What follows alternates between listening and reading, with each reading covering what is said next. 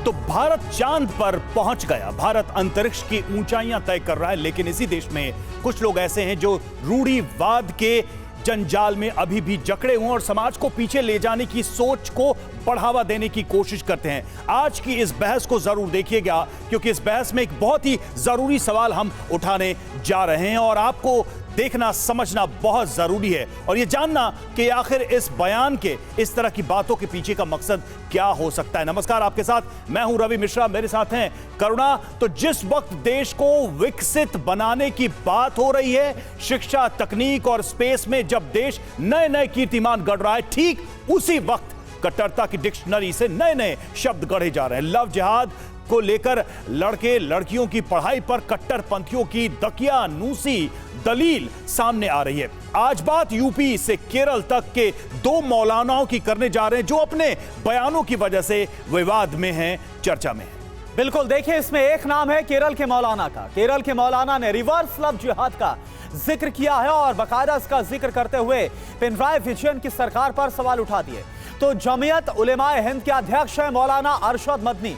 उन्होंने बच्चियों को आधुनिक शिक्षा के परिवेश से दूर रखने का एजेंडा चलाया। दोनों के बयानों को विस्तार से सुनाएंगे और बयानों के मायने भी मेहमानों के जरिए हम समझेंगे। पहले इस वक्त की बड़ी खबर क्या है, बड़ी खबर का हम रुख करते हैं लव जिहाद पर। केरल के मौलाना की नई स्टोरी आप सुनिए। मुस्लिम लड़कियों की दूसरे धर्म में शादी कराई जा रही है, जबरन उनका अपहरण किया जाता है। ये मौलाना नासर, जिनका नाम है, अगवा करके गैर मुस्लिम से जबरन शादी कराई जा रही है। केरल सरकार की मदद से ये सब कुछ हो रहा है। केरल सरकार की मदद से अपहरण किया जा रहा है, यानी केरल की सरकार, पिनराई विजयन की सरकार, उस पर तमाम सवाल उठाए गए। ना सिर्फ सवाल बल्कि आरोप, गंभीर आरोप लगाए जा रहे हैं। और अब सवाल यह कि आखिर मौलाना नासर ने जो कहा उसकी 7 वजह क्या हो सकती है, उस पर भी हम गौर करेंगे। बिग वॉल के माध्यम से हम उन बयानों पर और उन मंसूबों पर नजर डालते हैं। मौलाना नासर के 7 संभावित मंसूबे।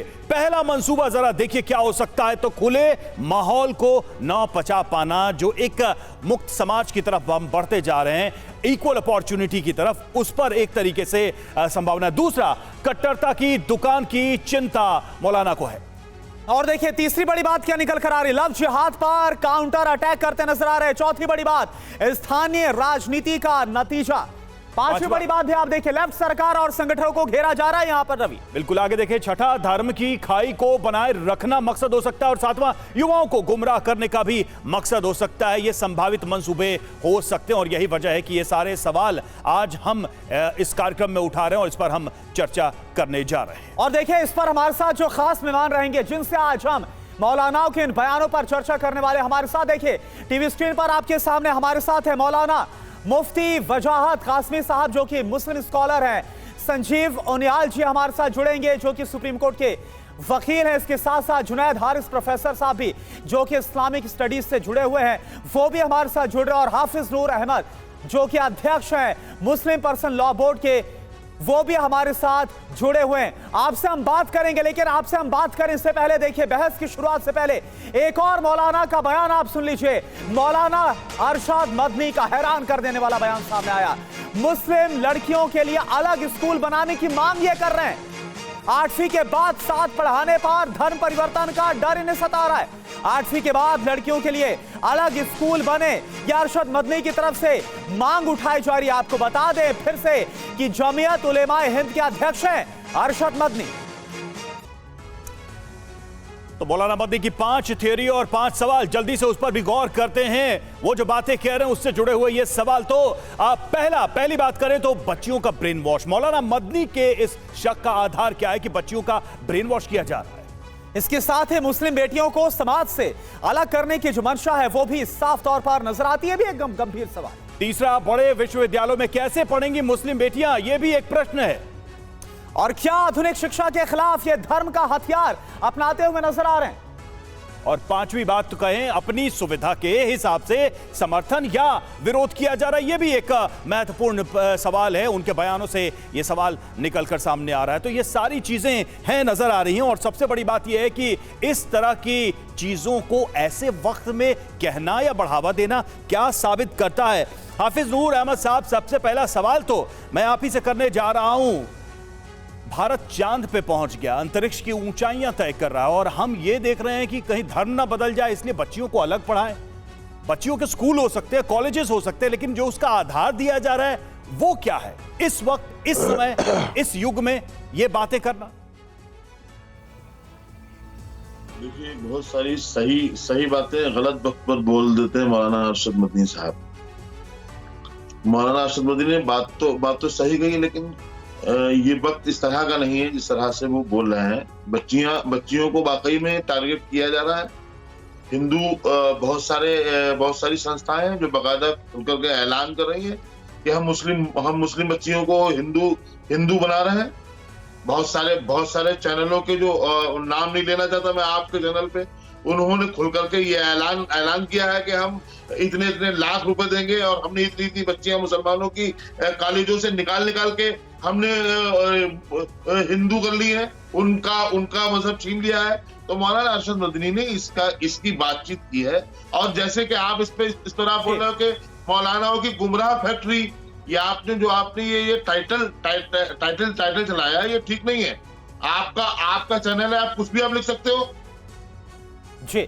नहीं, आप ये जो सवाल उठा रहे हैं कि टाइटल बनाया है गुमराह फैक्ट्री का, इस पर हम बात कर लेते हैं। देखिए, हमारे साथ मौलाना मुफ्ती वजाहत कासमी आपके पास आएंगे, लेकिन मौलाना मुफ्ती वजाहत कासमी साहब, आपसे मेरा सवाल यह है कि क्या वाकई में गुमराह कौन कर रहा है? आप जरा बताइए, आखिर क्या बच्चों को इस तरह से स्कूली शिक्षा के लिए अलग स्कूल बनाने की बात तो ये कर रहे हैं, लेकिन आगे क्या होगा जब ये बच्चे यूनिवर्सिटीज में जाएंगे? आगे क्या होगा जब ये बच्चियां जॉब में जाएंगे? आप कहां तक इनको अलग रख पाएंगे?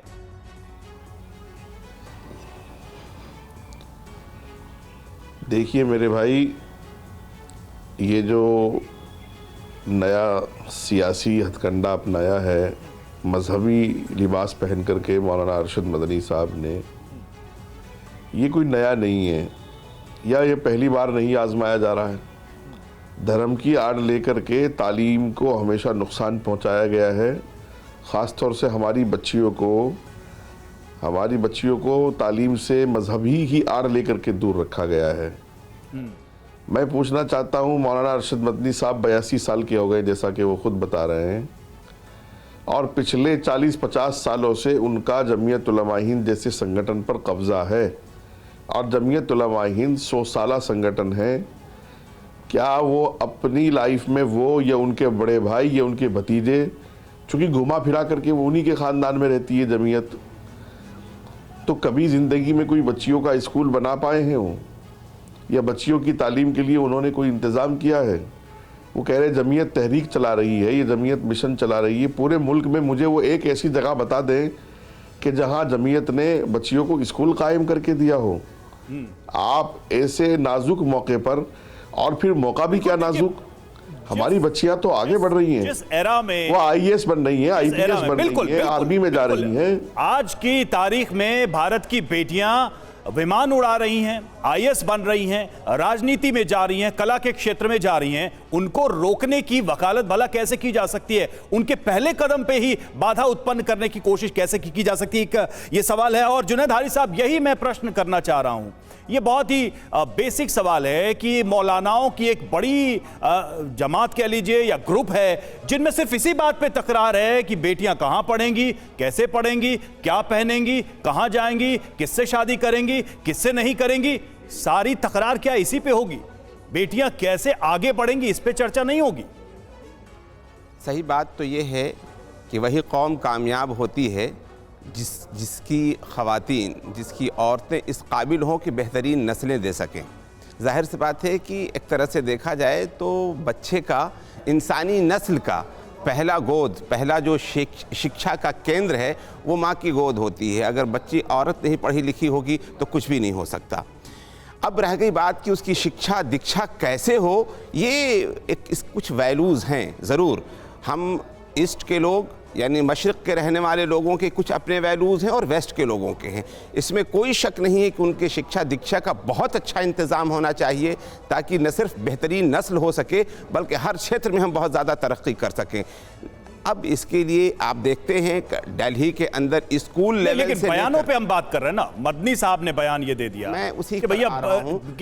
कि लड़कों से अलग पढ़ाइए इनको। मैं बता रहा हूँ, और खासकर उनकी चिंता ये है कि हिंदू लड़कों के साथ पढ़ें तो बड़ी दिक्कत है। नहीं ये बड़ी अजीब बात है। नहीं, हिंदू और मुसलमान की बात नहीं है, चाहे एक जेंडर होने के नाते एक बात बहुत क्लियर होती है, दिल्ली के अंदर स्कूल लेवल पर भी लड़कियों का अलग स्कूल है, लड़कों का अलग स्कूल है, एक साथ भी स्कूल है, कॉलेज लेवल पर भी ऐसा है, तो ये संभव है। नहीं ठीक है, तो उनियाल साहब एक चीज है कि संविधान ये कहता है कि लिंग के आधार पर कोई भेदभाव नहीं। अब ये बयान और ये संविधान का प्रोविजन, ये कैसे जोड़ा जाएगा फिर?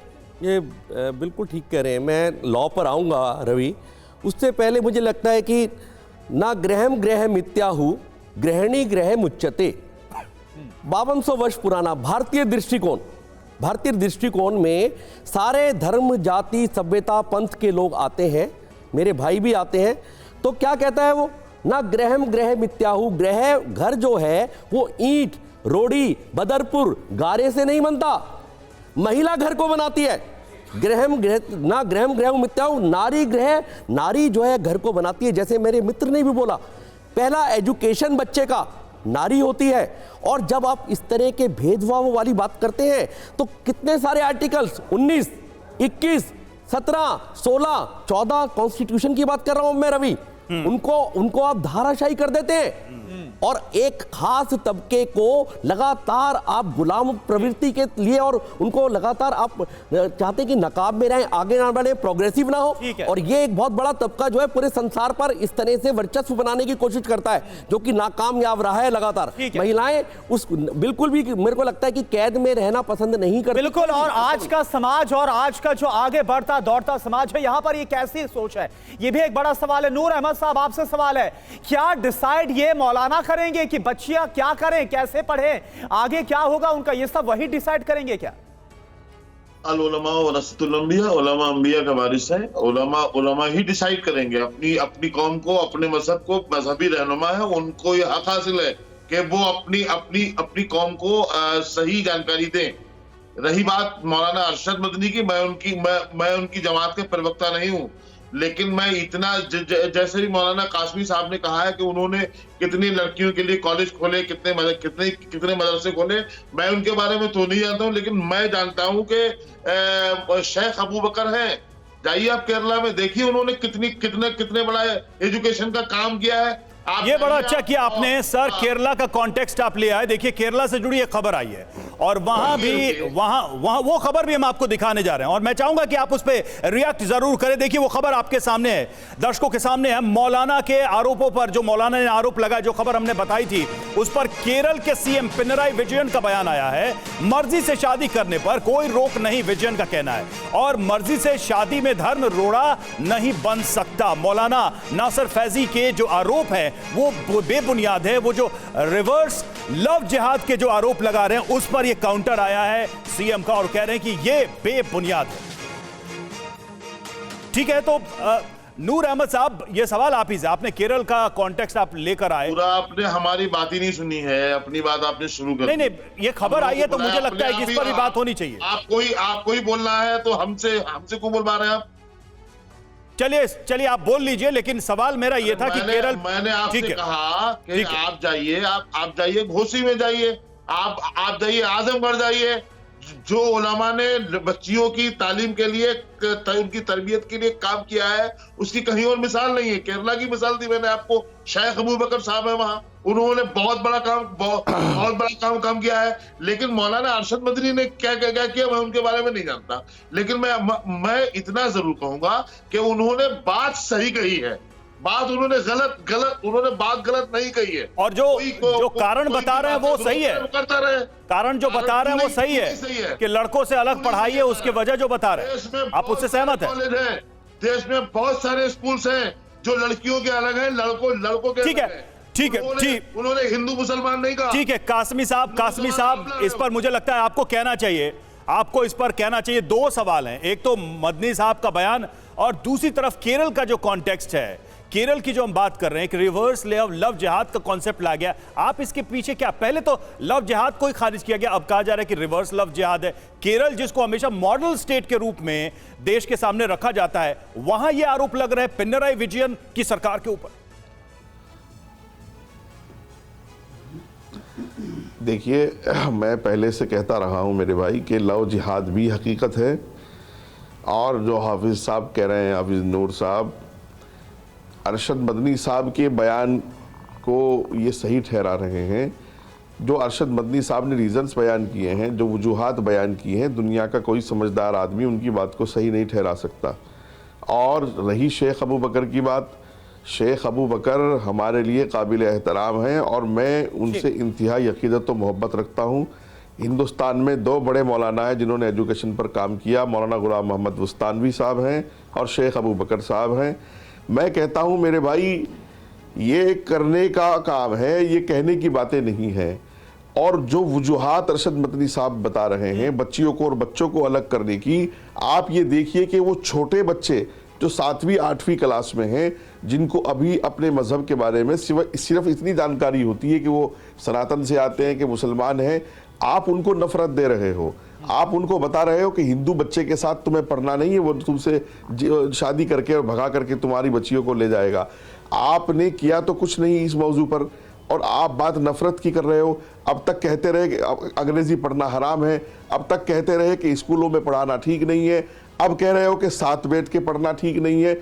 मेरे भाई, मैं कहना ये चाहता हूं कि हमारी बच्चियां जिस तालीम की तरफ जा रही हैं, हमारे बच्चे तालीम की तरफ जा रहे हैं, कामयाबी की तरफ जा रहे हैं, मैं कहता हूं सही कह रहे हो आप, लेकिन कुछ करो तो सही, आप कुछ करके दिखाओ। बिल्कुल, ये भी तमाम बड़े सवाल हैं कि इस तरह से बच्चियों को बांधना, मुस्लिम बच्चियों को बांधना और उनको डिक्टेट करना है कि आपको क्या करना है, ये एक बड़ा अहम सवाल है। और देखिए, जो मौलाना नासर है उनकी तरफ से जो बयान दिया गया और उस पर जो पिनराई विजयन की तरफ से कहा गया, इस पर भी बात कर लेते हैं। संजीव साहब, मेरा सवाल ये, देखिए 2009 में बकायदा केरल हाईकोर्ट की तरफ से जो केटी शंकरन न्यायाधीश, उनकी तरफ से चिंता जाहिर की गई थी मंत्रांतरण पर, जो कि धर्म परिवर्तन और लव जिहाद को लेकर उन्होंने बड़ा सख्त बयान दिया था। लेकिन अब जहां पर जो मौलाना नासर है वो कुछ और बोलते नजर आ रहे हैं, वो रिवर्स लव जिहाद की बात करें, ये क्या है, ये कहां से आया? भाई, रिवर्स लव जिहाद की बात अगर आप मुझसे पूछते हैं तो मुझे लगता है कि इस बात से एक तो स्टेटमेंट ये आ गई कि लव जिहाद एग्जिस्ट करता है। अगर लव जिहाद एग्जिस्ट करता है तो रिवर्स लव जिहाद क्या है?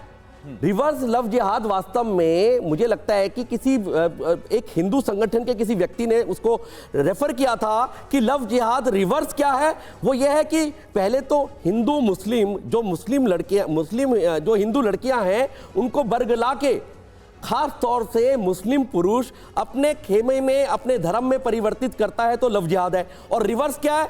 जब किसी पुरुष को, किसी हिंदू पुरुष को बैटिंग के जरिए, किसी खेल के जरिए, किसी और तरीके से जब उसको मुस्लिम बना लेता है और फिर उसकी मुस्लिम लड़की से शादी कर देता है तो ये रिवर्स लव जिहाद है। तो मैं दो बातों को एस्टैब्लिश करता हूं इसमें, जो जज साहब ने भी बोला कि लव जिहाद एग्जिस्ट करता है केरला के और कन्नड़ के, मैं कहता हूं कि केरला के और मद्रास हाई कोर्ट के एक जज ने भी क्लैरिटी से बताया 2016 में कि लव जिहाद एग्जिस्ट करता है। और इसीलिए शायद आप देखिए कि विभिन्न कानूनों को, स्टेट कानूनों में इसका प्रावधान करने का भी प्रोविजन सरकारें कर रही हैं, तो एग्जिस्ट करता है। परंतु इस तरह की बात को लेकर अब देखिए, मैं क्या छोटी सी बात कहता हूं आपको, लेकिन देखिए इसका नहीं सर ठीक है, पर आपने माहौल बदल दिया। मैं समझ गया। नूर मोहम्मद साहब, देखिए इसका कॉन्टेक्स्ट समझना होगा। इसमें सीधे सीधे केरल की सरकार पे आरोप लगाया गया, इसलिए पिनराई विजयन ने आगे आके कहा कि ऐसा कुछ नहीं है। यह कहा गया कि सीपीआई और दूसरे लोग जो हैं जबरदस्ती लड़कियों का धर्म परिवर्तन करवा रहे हैं केरल में, यह आरोप है, जिस पे पिनराई विजयन ने, अभी हमने ब्रेकिंग भी दी कि उन्होंने कहा कि यह तो बिल्कुल आधारहीन बात है, केरल में ऐसा कोई भेदभाव नहीं है, ऐसी कोई चीज नहीं है। देखिए, मेरा मानना यह है कि लव जिहाद जैसा लफ्ज है, जैसे अभी मौलाना कासमी साहब ने भी कहा है कि लव जिहाद एक हकीकत है, मैं तो कभी नहीं कहूंगा ये इस्लाम इसके खिलाफ है। ये लफ्ज ही इस्लाम को बदनाम करने के लिए पैदा किया है। ये जो भी कुछ सामने आ रहा है, सिर्फ नहीं देखिए नूर अहमद साहब, सवाल यह है जैसा उनियाल साहब ने बोला कि रिवर्स लव जिहाद जैसा कोई शब्द नहीं है। लव जिहाद को लेकर बाकायदा जो केरल हाई कोर्ट है उसकी तरफ से, अदालतों की तरफ से भी चिंता जाहिर की गई है, लेकिन ये कहां से आ रहा है, इसके पीछे क्या आधार है, इस पर उन्होंने सवाल किया आपसे। ये सब बनाई हुई बातें हैं साहब, कहां से आ रही है, इस पर आप ध्यान दें। ये बातें, ये इन बातों का इस्लाम से कोई लेना देना नहीं है, मजहब से कोई लेना देना नहीं है। और अपने मजहब के मामले में सबको कट्टर होना चाहिए। मजहब के मामले में अपने घर में रहिए, कट्टर रहिए, मस्जिद में रहिए, कट्टर रहिए, बाहर आइए, हिंदुस्तानी बन जाइए। मेरा सीधा मतलब ये है कहने का। सर कट्टर तो देशभक्त होना चाहिए बाय द वे, लेकिन हारिस साहब आप इस चीज को कैसे देखना चाहेंगे या देखते हैं? देखिए टोटलिटी में अगर हम बात करें तो दो बयान थे, एक लड़कियों को अलग करना, दूसरा हम केरल का बयान देख रहे हैं। क्या सब में कहीं ना कहीं वो मैसेज है फियर फैक्टर इंक्रीज करने की, कि लोगों के मन में ये भय पैदा करके अपनी लड़कियां बचाओ नहीं तो वो हिंदू हो जाएंगी? एक डाउन द लाइन क्या ये फियर, ये डर घुसाने की कोशिश की जा रही है मुस्लिम समाज के अंदर? ये दो प्रबुद्ध लोग माने जाते हैं अपने धर्म के और दोनों का ये बयान है। देखिए मैं एक बात बहुत क्लियरली कहता हूं कि चाहे वो हिंदू हो, चाहे वो मुसलमान हो, चाहे वो हिंदू बेटी हो, चाहे वो मुसलमान बेटी हो, सवाल ये पैदा होता है कि हम संविधान के अकॉर्डिंग हम चीज़ों को सोचेंगे या अपने सिर्फ कम्युनिटी वाइज चीज़ों को हम समझने की कोशिश करेंगे। नहीं तो मैं तो इन दो बयानों के कॉन्टेक्स्ट में ये पूछ रहा हूं, क्लियर कर रहा हूं। सर आप उस कॉन्टेक्स्ट को बड़ा बना रहे हैं, लेकिन अभी एक सवाल इन दो बयानों को लेकर है। दोनों महत्वपूर्ण लोग हैं, इनको मुस्लिम समाज सुनता है सर, इनको सुनता है, बहुत सारे लोग इनको फॉलो करते हैं, इसलिए सवाल पूछना बनता है। इसी चीज को मैं सामने रखते हुए बात कहना चाहता हूं कि अगर कोई मुसलमान बनाएगा लॉ जिहाद के तहत तो क्या होगा? अकॉर्डिंग टू इस्लाम वो खुद रॉन्ग होगा, इसलिए कि इस्लाम कहता है कि दीन के अंदर कोई जबरदस्ती नहीं, इस्लाम के अंदर जिहाद तो है लेकिन लॉ जिहाद नाम की कोई चीज नहीं पाई जाती है। अगर ऐसा कहता है तो अकॉर्डिंग टू इस्लाम वो खुद गलत कर रहा है। मैं हमेशा से ये अपील करता आ रहा हूं और अभी भी कर रहा हूं कि चाहे वो हिंदू तो इस डर से बच्चियों को अलग पढ़ाएं, मुसलमान बेटी हो चाहे हिंदू बेटी हो, लेकिन उसके साथ कोई भी जबरदस्ती कोई भी डर बेचने की कोशिश, कानूनी कार्रवाई होनी चाहिए। साहब को मिलकर एक साथ खड़ा होना चाहिए। यही तो डर बेचने की कोशिश की जा रही कि भाई डर जाओ और बच्चियों के लिए अलग स्कूल मांगो। आज स्कूल मांग रहे हैं, कल कहेंगे कि अकेले मत जाओ, फिर कहेंगे कि स्कूल मांगना एक अलग चीज है। सर उसका रीजन, उसका कारण उनियाल साहब, उसके कारण पे आप क्या बोल रहे हैं? मांग भी रहे तो अरे मैं जामिया मिलिया इस्लामिया में हूं और वहां पर नकाब पहनी हुई बेटियां टॉप करती हैं, और यहीं पर नहीं हिंदुस्तान भर में टॉप करती हैं। वही जो अल्लाह अकबर वाली कहानी है। ठीक है सर, उनियाल सर आप रिएक्ट कैसे करना चाहेंगे? जो बेस, जो कारण बताया जा रहा है अकबर वाली बेटी ने टॉप किया अपने इलाके को। सुन लेते हैं सर, उनियाल साहब को सुन लेते हैं। उनियाल साहब बताइए आप। मुझे लगता है कि discrimination on the basis of gender equality का अधिकार खास तौर से एजुकेशन में, खास तौर से कॉन्स्टिट्यूशन में दिया गया है कि जेंडर के बेसिस पर आप डिस्क्रिमिनेट नहीं कर सकते। ये लॉ ऑफ द लैंड है, कॉन्स्टिट्यूशन है, अंबेडकर जी द्वारा लेट डाउन किया गया। आप किस तरह से, ये बयान अपने आप में कंट्रोवर्शियल है कि आप कहते हो डरा कर कि महिलाओं को, मुस्लिम बच्चियों को 8वीं तक आप जो है। ठीक है, इसी पर नूर अहमद साहब ये बड़ी अहम बात कही है, जो बात कानून में है, जो बात संविधान में है। क्या ये मौलाना जो ऐसा बयान देते हैं वो मौलाना इसको नहीं मानते? कानून संविधान कुछ भी नहीं है उनके लिए? मुझसे पूछा? नहीं नूर अहमद लग रहा है, आपको ऐसा लग रहा है? नहीं, बयान दिया गया है। मुसलमान आलिम हो चाहे मुसलमान कोई और रहनुमा हो, कानून सब मानते हैं। हाँ, तो एफआईआर करवाइए ना उनकी फिर। जहां पर मजहब की बात आएगी, जहां पर मजहब के साथ के ऊपर हमला होगा, वहां पर जवाब दिया जाएगा, और जवाब दिया जाता रहा है और जवाब दिया जाता रहेगा। ये नूर अहमद साहब, क्या लड़कियां अगर साथ में पढ़ेंगी लड़कों के तो क्या मजहब पर हमला होगा? क्या हमारा मजहब बालिग लड़कियों को गैर महरम लड़कों के साथ तालीम, सर हमारा संविधान हर लड़की को लड़के के साथ बराबरी के लिए पढ़ने का अधिकार देता है। सर हमारा संविधान, हमारा संविधान, आप कह रहे हैं ना हमारा धर्म कह रहे हैं, मैं कह रहा हूं हमारा संविधान ये हक देता है। देखिए जो बात मजहब को कमजोर करेगी उसका हम विरोध करेंगे। और विरोध हमने किया है। तो आप कह रहे हैं कि संविधान, उनियाल साहब क्या संविधान का ये प्रोविजन किसी मजहब को कमजोर कर सकता है? नूर भाई, बराबरी का हक देने का प्रोविजन क्या किसी मजहब को कमजोर कर सकता है? नूर भाई सुनिए, बराबरी का हक कहाँ है? सच्चर कमेटी की रिपोर्ट आप पढ़िए। अरे क्या बात हो रही है नूर साहब इस टाइम? मुस्लिम एरिया मुझे नूर भाई सुनिए, मुस्लिम मैं आपकी बात को आगे बढ़ा रहा हूँ। नूर भाई की बात को रवि जी मुझे मौका दीजिए, आगे बढ़ा रहा हूँ भाई। ठीक है उनियाल साहब आप बोलिए आप ही के पास। जो बात नूर भाई कह रहे हैं, इन्होंने जब आप रवि ने आपने क्वेश्चन पूछा कि क्या मदनी जी ने constitutionally CrPC criminal jurisprudence Indian penal code से हिसाब से जेंडर इनइक्वालिटी को ऑक्सीजन देने की कोशिश की है जो कि कानूनी जुर्म है? आपने बोला हाँ।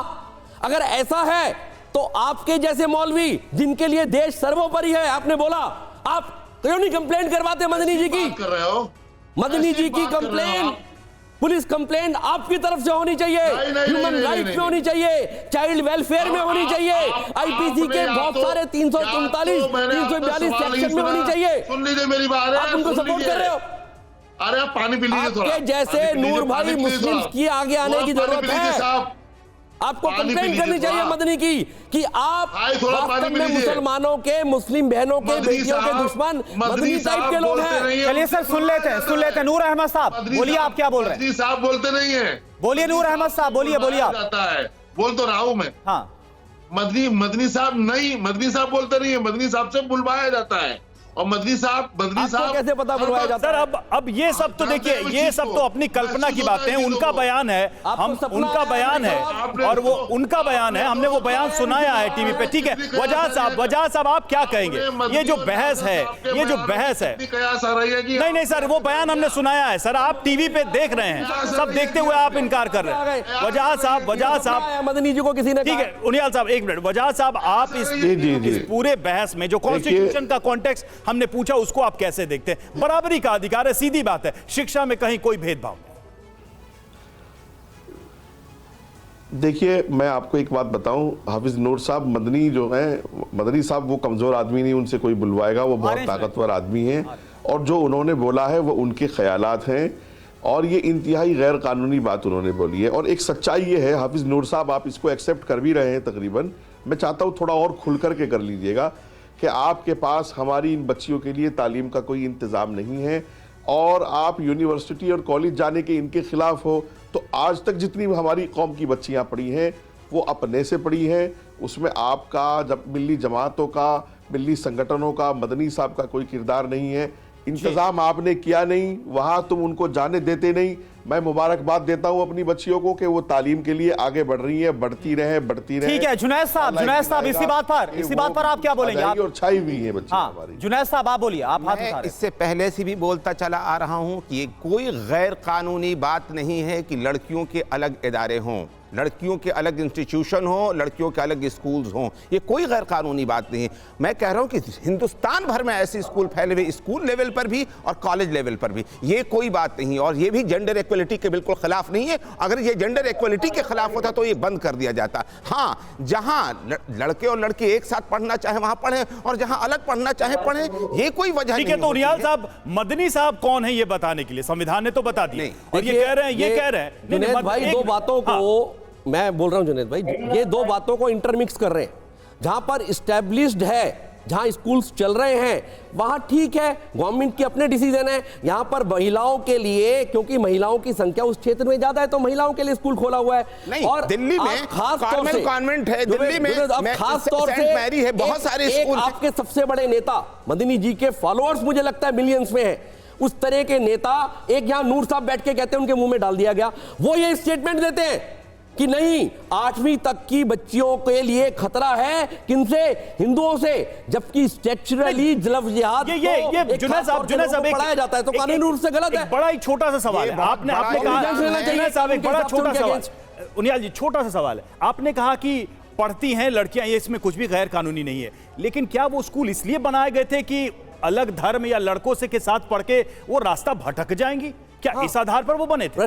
प्रश्न ये है, जो ज्वलंत प्रश्न है, मदनी साहब की चिंता यही है, मदनी साहब की चिंता यही है, यक्ष प्रश्न यही है कि क्या मदनी साहब को सिर्फ मुस्लिम बच्चियों का उनको ये कहना चाहिए या तो गर्ल्स कि कॉलेज किसी भी धर्म की बच्ची, ठीक है, रिएक्शन ले लेते हैं किसी भी धर्म की बच्ची किस आधार पे 8वीं क्लास से नीचे गर्ल्स कॉलेज उनको अलग स्कूल स्कूल किस आधार देना पे चाहिए। अभी मुस्लिम बच्चियों को क्यों? अभी मैंने एक बीजेपी के लीडर को ये लिविंग रिलेशन में रहने की मनाही सुनी कि इस कानून को खत्म करना चाहिए, अगर कहें तो अभी मैं सुना क्या दूं लिंक है इस आपको। बात से?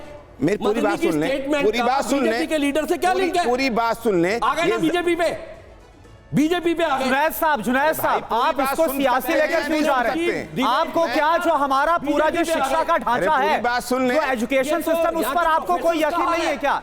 अगर कोएड एजुकेशन हो रही है, आप सियासी क्यों लेकर जा रहे हैं? पॉलिटिकल घुमाने का काम कर रहे हैं। नहीं, सोशल मुद्दा है, ठीक है, आखिरी 15 सेकंड दोनों के पास। जुनैद साहब सबसे पहले सामाजिक मुद्दा है, ठीक है, उनियाल साहब 15 सेकंड आपको भी दूंगा पॉलिटिकल मुद्दा नहीं है क्लोज करने के लिए। लड़कियों को तालीम का बेहतरीन मौका मिलना चाहे वो लड़के और लड़की एक साथ होकर के पढ़ें, चाहे अलग अलग होकर। और उसका आधार क्या हो? कानूनी तौर पर अलग पढ़ने का आधार क्या हो सर? अलग पढ़ने का आधार क्या हो? मदनी साहब ये बयान दे रहे हैं और स्कूल खोलने की लड़कियों के लिए स्पेशल बात कर रहे हैं, ये कानूनन कोई जुर्म की बात नहीं है। और लेकिन बस इसमें इतनी सी बात है, बात हिंदू और मुसलमान की नहीं है, जेंडर। उनियाल साहब 10 सेकंड क्लोजिंग कमेंट। मैं तो एक लाइन में कहूंगा, यस्य नास्ति स्वम प्रज्ञा शास्त्रम तस्य करोति किम लोचनाभ्याम विहीनस्य दर्पणा किम करिष्यति। जैसे कि चक्षुहीन व्यक्ति के सामने अगर आप शीशा रख दो, वो क्या देख पाएगा? लगभग ऐसा ही है। बहुत पढ़े लिखे लोगों की स्थिति यह है कि वो कानूनी रूप से उसको जस्टिफाई कर रहे हैं, जो मदनी जी ने कह दिया है। मदनी जी ने बिल्कुल गैर कानूनी बात की है, उनके अगेंस्ट इस तरह के लोगों को आगे इतना तो देखिए बहस चाहे जो भी हो, लेकिन इतना है कि लड़कियों की शिक्षा में उनको पूरा अधिकार मिले, इससे इस देश में कहीं कोई असहमति नहीं हो सकती। और ये गारंटी कोई और नहीं देता, ये कोई मौलाना या कोई अधिकारी, कोई सरकार नहीं देती, ये गारंटी है संविधान की। और संविधान इस देश में सबसे ऊपर। आप सबका बहुत बहुत शुक्रिया इस बहस में हिस्सा लेने के लिए।